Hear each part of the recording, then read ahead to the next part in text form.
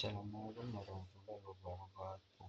Halo semua, saya Quraisy Nur Rahman dengan NIM 3123106636. Pada video kali ini saya akan menjelaskan materi yang dipelajari pada pertemuan keempat mata kuliah pengembangan sistem informasi dan aplikasi IoT, yaitu tentang pengelolaan data IoT. IoT atau Internet of Things adalah konsep di mana perangkat elektronik dapat saling terhubung melalui internet untuk mengirim dan menerima data secara otomatis. Dalam sistem IoT, pengelolaan data menjadi bagian yang sangat penting karena data yang diperoleh dari sensor harus diproses agar menjadi informasi yang berguna. Pada IoT, proses dimulai dari sensor yang membaca kondisi lingkungan seperti suhu, kelembaban, cahaya, gerakan, atau data lainnya.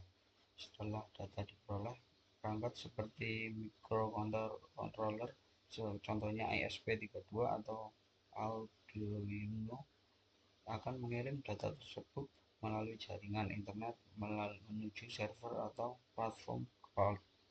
Di dalam materi ini dijelaskan beberapa metode komunikasi data pada IoT.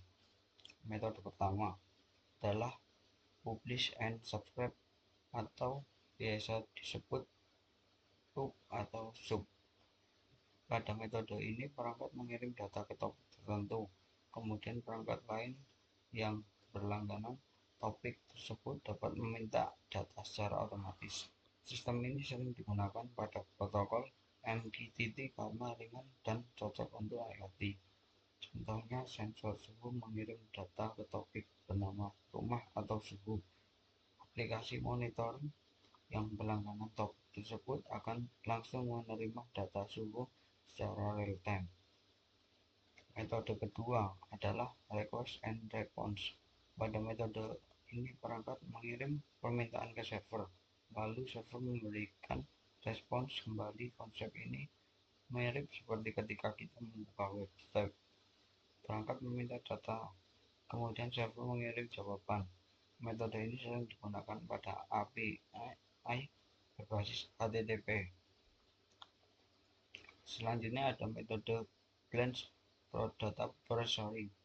Dalam metode ini data tidak langsung dikirim satu persatu, tetapi dikumpulkan terlebih dahulu, kemudian dikirim dalam jumlah yang sebanyak secara bersamaan.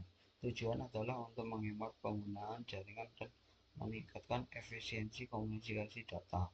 Selain itu, terdapat juga konsep prioritas data. Pada sistem IoT, beberapa data penting harus diproses lebih cepat dibanding data biasa. Contohnya pada sistem keamanan atau kesehatan, jika sensor mendeteksi bahaya seperti kebakaran atau detak jantung tidak normal, maka data tersebut harus dikirim dengan prioritas tinggi agar bisa segera ditindaklanjuti. Pengelolaan data IoT memiliki banyak manfaat, diantaranya monitoring secara real time, otomatisasi sistem, efisiensi kerja, penghematan energi, membantu pengambilan keputusan berdasarkan data.